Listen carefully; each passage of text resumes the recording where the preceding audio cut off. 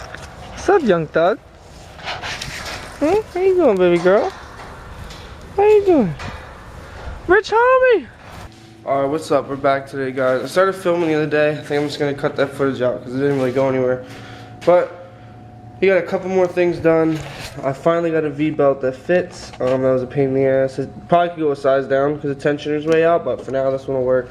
My fans just barely clear. It doesn't look like they do, but they do. There's wires in there, but they do just barely clear. It's like hair, but I'm doing the exhaust today, which is pretty much going to be this video is just the exhaust. I'm about to go to Harbor Freight and pick up a like a chop saw for metal because I don't know if you guys ever tried to cut freaking exhaust tube with a grinder, especially like 3-inch. It ends up all wonky. It's a pain in the ass to weld. So I'm just gonna buy one of those, do it the right way. And I'm gonna try and show you guys what I'm going for with this exhaust right quick. So let me get it up in the air and kind of show you. This is kind of what we're working with down here. It's really freaking tight, as you can see. This header is gonna be way easier to do it with because it just happens that it dumps at a different spot. This one dumps like on the cross member, but we can work with it. And I finally got radiator hoses too, and this is gonna be like kind of in the way, but hopefully I can wiggle around it perfectly. But let me show you what I'm going for. We got these 90s here. I just got made yesterday. They're not little pretty bend 90s. They got the little kinks in them, but I'm gonna heat wrap them anyway. You're not gonna be able to see it. So, all right, sorry about that. My camera died because it dies when you look at it wrong. But this is the hole it's gonna go through, and it's gonna be kind of like this, basically, the dump, and that's pretty much going to be the whole exhaust, literally. So it barely fits, but it'll be just enough clearance with the radiator hose. So I can show you guys in there.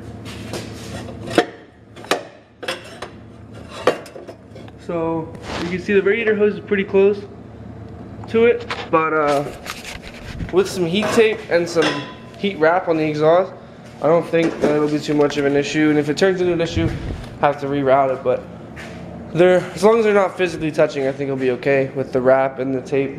So that's what I'm gonna do today. Hopefully it's really tight, but hopefully I can get that saw and do some little baby pie cuts through there.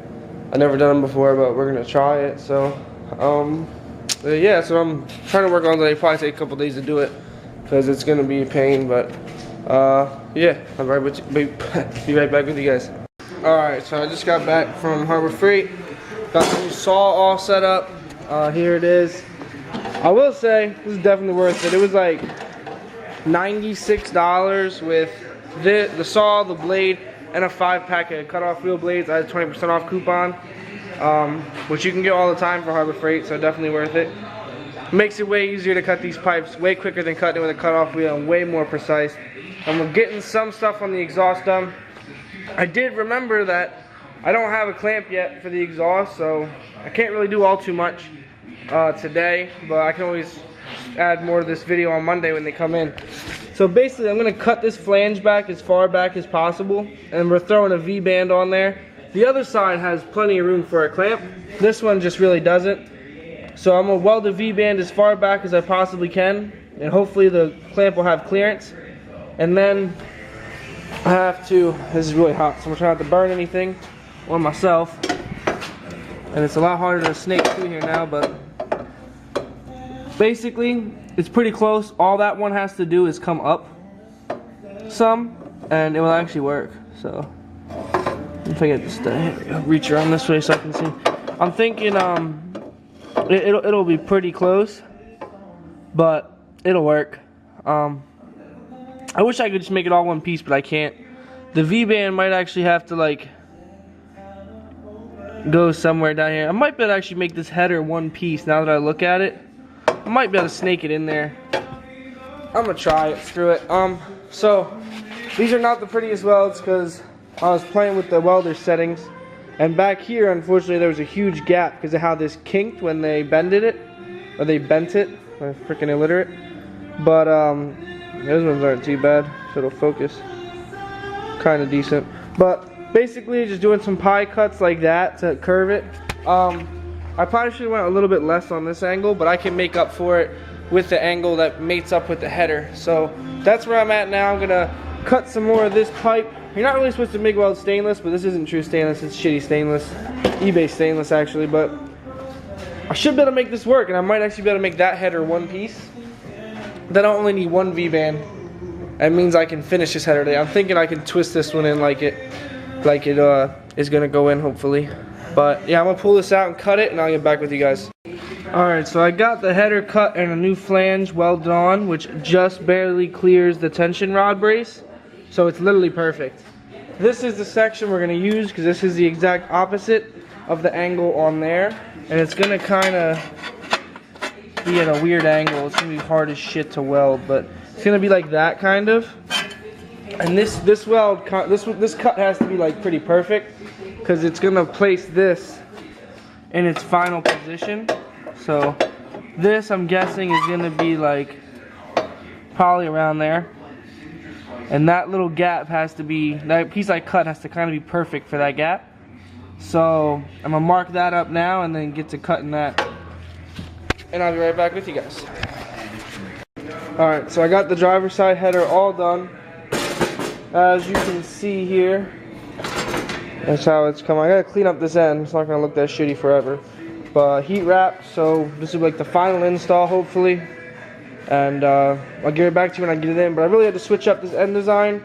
Ended up knocking off the original flange I welded on and welding on a different one because when I put the radiator in and the hoses back on, of course it didn't fit. It was stupid of me to forget about that again, but I got it all fitting now. It should be, you know, not too close to have problems. So I'm gonna put this back in and bolt it all on, and I'll be right back with you guys. Alright, so here's this side all in. Still have to clean up this with the flap disc, but it's all bolted in with the gaskets this time. Only one bolt's not in because it wouldn't, like, it's hitting the runner, so I might have to get like a stud for that one or something. But this one's next. I just cut most of the flange off, a little bit's left. But this one has like way more room. I'm not clustered up here. I have way more room down here. And it should actually be really straightforward. Let me show you guys. I should be able to literally just like angle cut this and angle cut that and weld them together. And then it'll be done. So that's my hope. I'm gonna put the rad in and double check, and I'll be right back with you guys.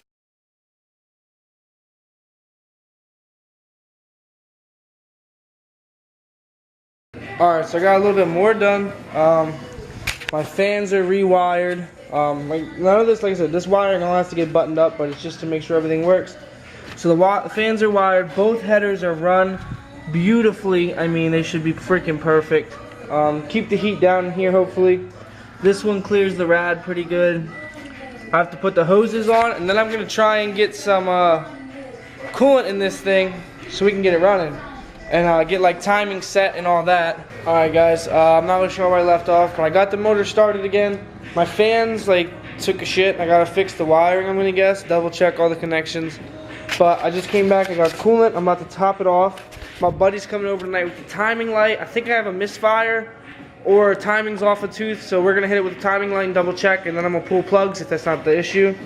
Just made a new list too. I knocked a lot of shit off my old list, as you can see, like everything, except for the big things that I know are still there. So, yeah, I'll get back to you guys once all that's done. And I got this throttle cable bracket that might actually work. I just gotta figure out how to attach that. But for now, it does stay on, so. Yeah, I'm gonna put coolant in this. If anyone has a 240, you know it's kind of a bitch to bleed the coolant. If you guys pour slowly, it actually does help. It allows air to escape a little bit better. So pour slowly and just bleed it like normal too. So that's what I'm gonna do right now, and I'll be right back with you guys. So I just did something really fucking stupid. I was just noting how much coolant this thing took. It was like 3 gallons in. And then I was like, it just swept the shop floor. Looks beautiful and not covered in metal shavings. And I went to put my coolant sensor in so I can monitor the temps. And I completely forgot that the motor's full of coolant now. So, coolant everywhere. This one won't come out. This one will come out, but it'll leak. So, I don't know what the hell I'm gonna do for a coolant sensor now. I guess I have to drain the coolant and start again, I guess. So I'll be back once I get that in. Alright, so the coolant, it's getting really warm. I'm not sure if it's because it's stationary or not, but I'm gonna kick the fans on give it another go and put a fan in front of the radiator too to push cool air across it. I'm not sure if it's leaking. It looks like the rad might actually be bad. But I also spilled a lot of coolant out the top, so I'm sealing it up. I'm gonna run it under pressure. It's really freaking loud, so I was just wearing these because it's ridiculous. It's pounding my head. But we're gonna see if I can get it to run good. It's not actually like opening up like it should be. I'm not sure if it's because it's getting too much fuel because of the fuel pressure, or if it's because of the timing or the misfire, whatever it might be. So we're gonna get a fan out here and start it up one more time. I'll be right back with you guys.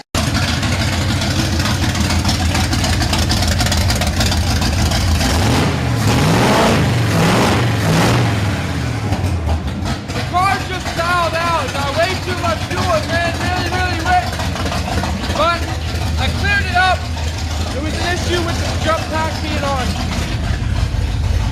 We got good pressure. We're gonna double check what our temps are at. Our fans are off for now. But hopefully this time we can get it to run good enough to get the coolant to flow and see what temperature it hits.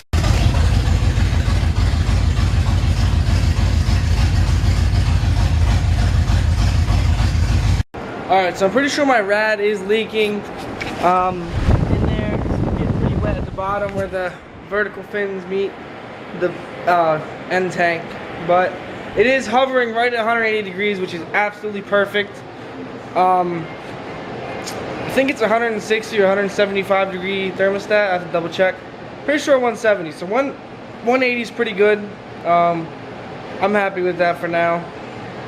It's still running really rich. You can see the freaking amount of fuel that's coming out the top, and it's backfiring when you get on it, which is what makes you think the timing could be one off, or it could be the fuel pressure still. And you can see it's blowing just black out. It seems to be blowing more black out the right bank, which makes you think the right bank is where the misfire is at, which is what I'm pretty sure I've been hearing. So I'm not sure if it's a plug wire issue, a plug issue, or what. So we're gonna double check the timing with the timing light and then hit that.